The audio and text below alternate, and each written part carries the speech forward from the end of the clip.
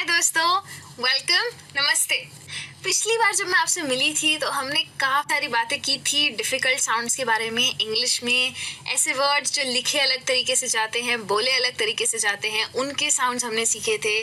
Silent letters की मैंने बात की थी। तो आई थिंक अब तक आपका प्रोनाउंसिएशन काफ़ी क्लियर है वर्ड्स को लेके कि कोई वर्ड अगर आप देखें तो उसको कैसे बोलना है।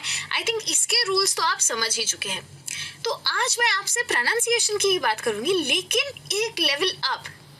आज मैं आपसे बात करूंगी प्रोनाउंसिएशन के साथ साथ कुछ इंटोनेशन की, यानी कि आपका जो टोन है उसको ऊपर नीचे कैसे करते हैं। और आज के क्लास का नाम है सिलेबल एंड सेंटेंस स्ट्रेस। पहले समझ लीजिए कि ये सिलेबल होता क्या है। तो सिलेबल का मतलब है हर एक वर्ड में साउंड होता है। जैसे ये वर्ड है यहाँ पे फीमेल, फी में ल, तो ये 3 साउंड्स है ना। तो ये फी में ल, ये हमारे 3 सिलेबल्स है। तो एक वर्ड के अंदर कौन से सिलेबल को स्ट्रेस करना चाहिए उसकी बात मैं आपको पहले करूंगी, और फिर सेंटेंस स्ट्रेस को भी देख लेंगे। तो सिलेबल या वर्ड स्ट्रेस का मतलब ये है कि जब किसी वर्ड में, जैसे फीमेल में एक से ज्यादा सिलेबल होता है, तो उसमें से कौन से वाले को स्ट्रेस करना चाहिए। स्ट्रेस करने का मतलब है कौन से वाले को मैं थोड़ा लंबा बोलूंगी और बाकी सबको नॉर्मल बोलूंगी। जैसे मैंने कहा फीमेल, तो मैं देखिए फी को थोड़ा लंबा कह रही हूँ और मेल को थोड़ा छोटा कह रही हूँ। मे और एल को थोड़ा थोड़ा धीरे से कह रही हूँ। तो वे फीमेल जो है उसमें फी मेरा प्राइमरी सिलेबल है जिसको मैंने स्ट्रेस किया है। वैसे ही एक वर्ड है इमेजिनेशन। तो देखिए जब मैं इमेजिनेशन कहती हूँ तो मेरा जो ने है उसमें मेरा पिच थोड़ा ऊपर जा रहा है। आप नोटिस कर रहे हैं इमेजिनेशन। ये मैंने आपके लिए ब्रेक डाउन किया है ताकि आपको समझ में आ जाए कि इतने सिलेबल्स हैं और उसमें से इस वाले के ऊपर हम स्ट्रेस दे रहे हैं। ये करना जरूरी है क्योंकि आप अगर कोई वर्ड कह रहे हैं तो उसको सही से कहना बहुत ज्यादा जरूरी है। इसीलिए सिलेबल स्ट्रेस जितना जल्दी सीखेंगे, जितना ज्यादा प्रैक्टिस करेंगे, उतने आप बेटर होते जाएंगे, फ्लुएंट स्पीकर बनते जाएंगे, क्योंकि आपको रुकना नहीं पड़ेगा वर्ड्स के बीच में।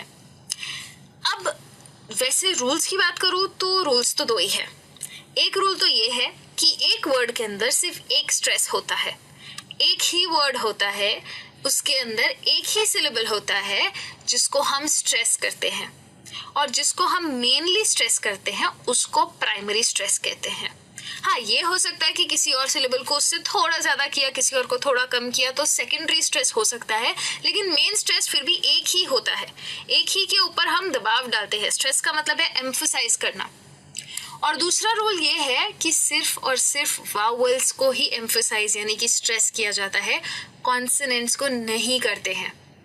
किसी भी वर्ड में वावल्स को ही स्ट्रेस कर सकते हैं हम, कॉन्सोनेंट्स को नहीं कर सकते हैं।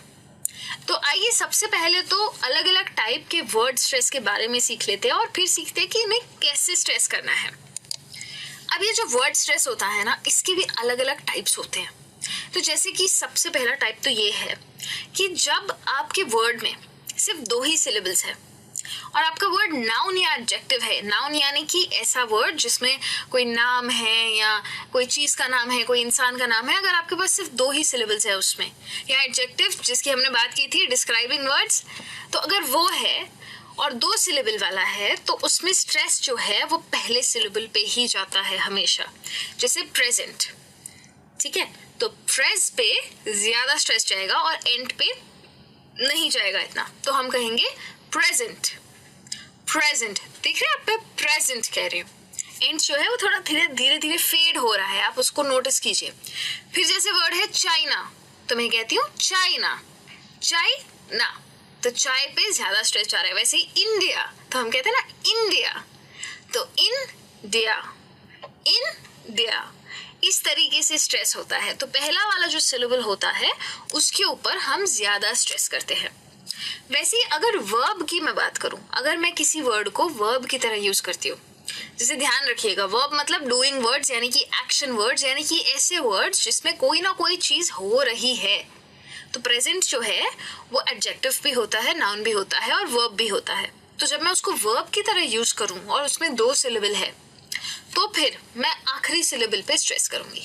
जैसे मैं वर्ब की तरह करूं तो मैं कहूंगी present, I have to present this, तो मैं जेंट पे यानी कि सेंट पे ज्यादा फोकस करूंगी, ज्यादा स्ट्रेस दूंगी। Export, decide.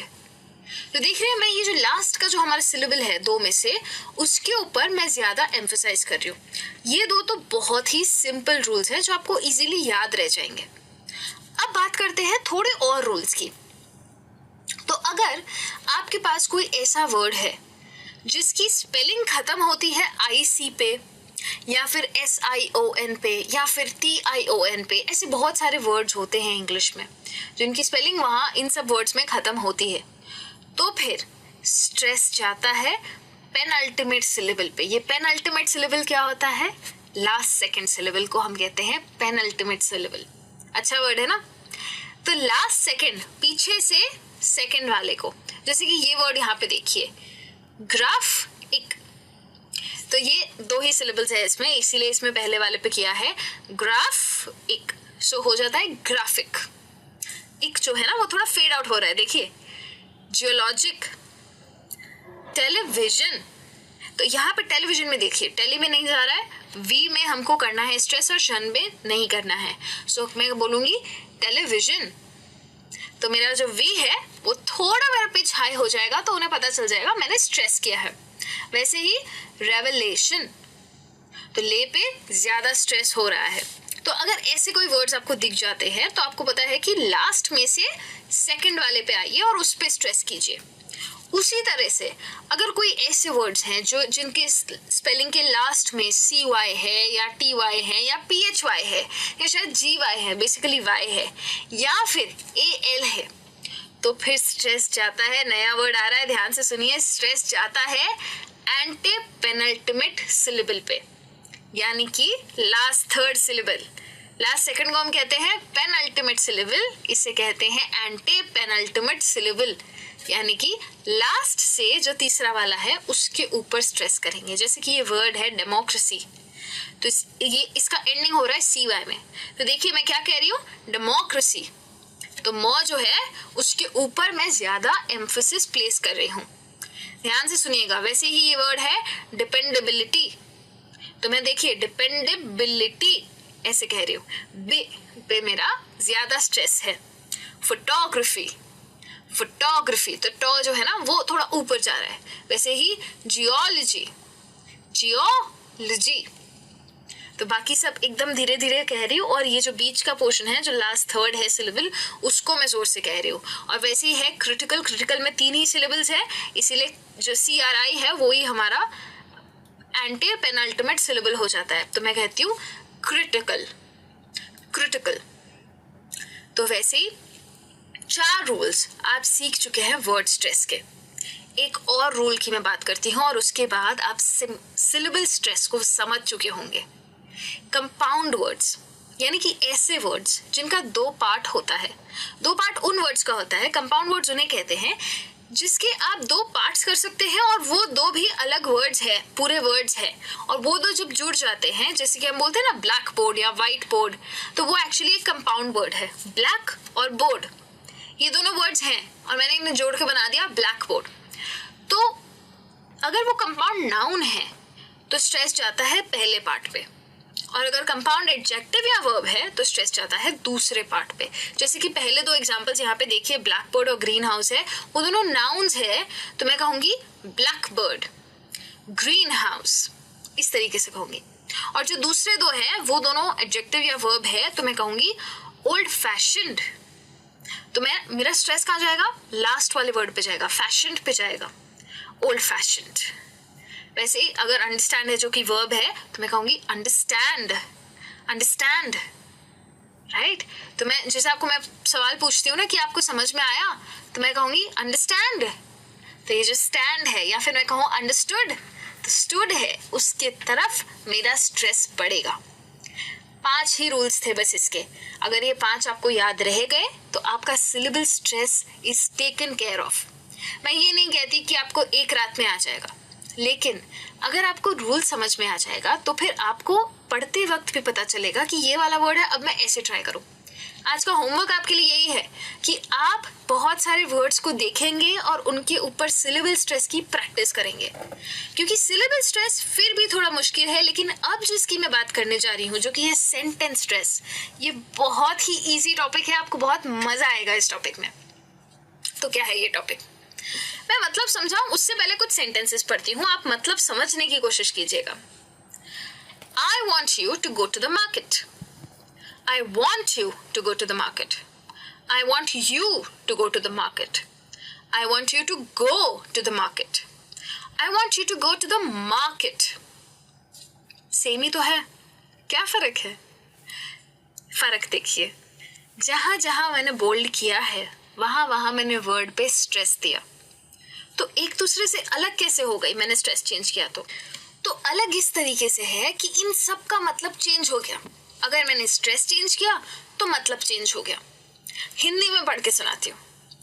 मैं चाहूँ कि तुम मार्केट जाओ, और कोई नहीं, मैं चाहती हूँ। I want you to go to the market. I want you, मैं चाहती हूँ कि तुम मार्केट जाओ। I want you to go to the market. I want you to go to the market. मैं चाहती हूँ कि तुम मार्केट जाओ, और कोई नहीं, तुम ही जाओगे। I want you to go to the market का मतलब है मैं चाहती हूँ कि तुम जाओ मार्केट में, आओ नहीं, जाओ। I want you to go to the market, मैं चाहती हूँ कि तुम और कहीं नहीं, तुम बाजार में यानी कि मार्केट में ही जाओ। इस तरीके से इन सेंटेंसेस का मतलब चेंज हो गया। जब मैंने स्ट्रेस को चेंज किया तब उनका मतलब भी एक एक करके चेंज होने लगा। ये है इंपॉर्टेंस सेंटेंस स्ट्रेस का। अब तक तो आप समझ ही गए होंगे कि सेंटेंस स्ट्रेस का मतलब क्या है।